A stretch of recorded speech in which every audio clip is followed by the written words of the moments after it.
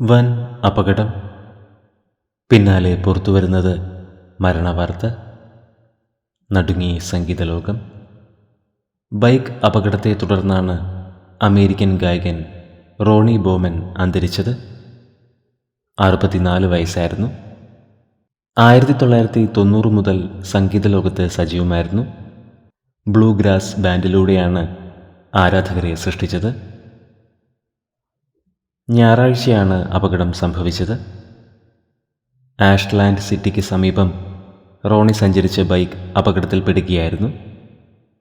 ഗുരുതരമായി പരിക്കേറ്റ ഗായകനെ ഉടൻ ആശുപത്രിയിൽ എത്തിച്ചുവെങ്കിലും ജീവൻ രക്ഷിക്കുവാനായില്ല. 64 വയസ്സായിരുന്നു. പ്രണാമം അർപ്പിച്ച് നിരവധി പേരാണ് ഇപ്പോൾ സോഷ്യൽ മീഡിയയിൽ എത്തുന്നത്. റോണി ബോമൻ്റെ ആത്മാവിന് നിത്യശാന്തി ലഭിക്കട്ടെ എന്ന് നമുക്ക് പ്രാർത്ഥിക്കാം.